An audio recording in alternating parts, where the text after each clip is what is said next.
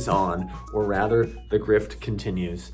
I saw this week that the FDA approved Moderna's Spikevax vaccine, okay? Just as they approved Comirnaty, or however you pronounce it, which was the branded version of the Pfizer vaccine. And what's going on here? Now they're saying, oh, Moderna is approved by the FDA, because for the longest time it was emergency use authorization. Now they are approved, and I use approved in quotes because neither of these drugs are actually available. You can't go and get a dose of Spikevax. You can't go and get a dose of Comirnaty, at least not in the United States. Okay, that seems weird that they would approve it, but you could still only get the emergency use authorization if you wanted to go get it. You could only get the emergency use authorization versions of the vaccines. The approved versions are not available. Kind of seems weird, doesn't it? Doesn't it seem weird that the approved version, which you think would be better, is not available? And so let's break down why that is. There is a con going on, and if you are awake, you will notice it. So first off, the EUA vaccines have no manufacturer liability, so they would rather you take those. If a drug is approved, it has manufacturer liability. So they don't want you to take the approved version, because if you are harmed by it, you can sue them, unless they can get it on the childhood schedule.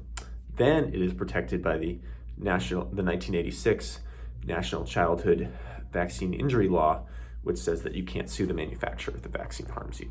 So even if you're an adult, if it's on the child schedule and it harms you, you can't sue the manufacturer, okay?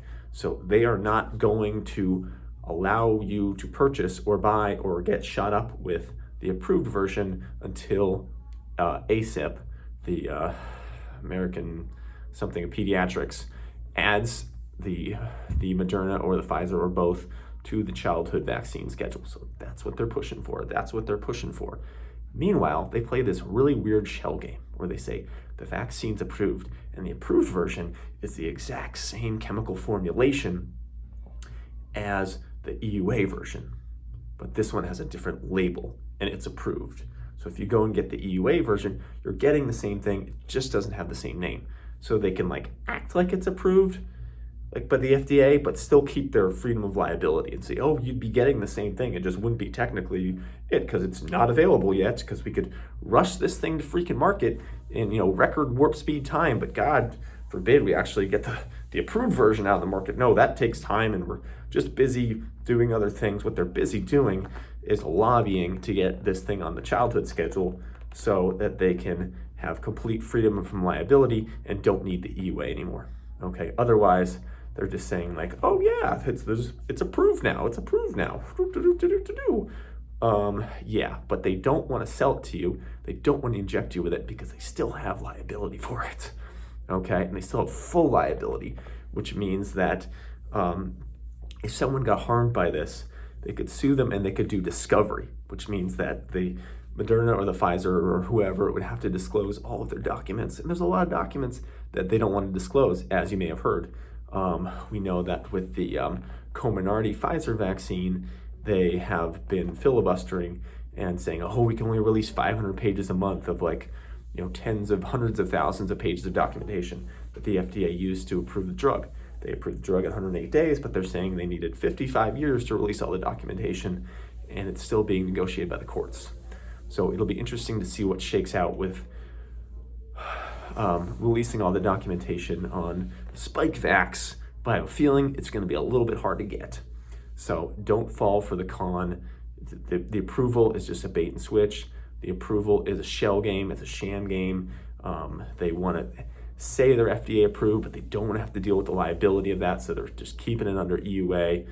Do not be fooled. This is such an obvious shell game. More and more people are waking up to it. Just kind of wanted to lay it out for you. Just kind of wanted to show you how it all works. If you haven't figured out the con yet, well, now you know. I have a special gift for you. The Autoimmune Recovery Blueprint is my free 11-page guide, which will give you the tips to get started on healing from autoimmune disease naturally using diet and lifestyle. This blueprint is everything I wish I'd had back in 2010 when I came down with an autoimmune disease and doctors couldn't help me. Everything you need to begin or accelerate your healing journey.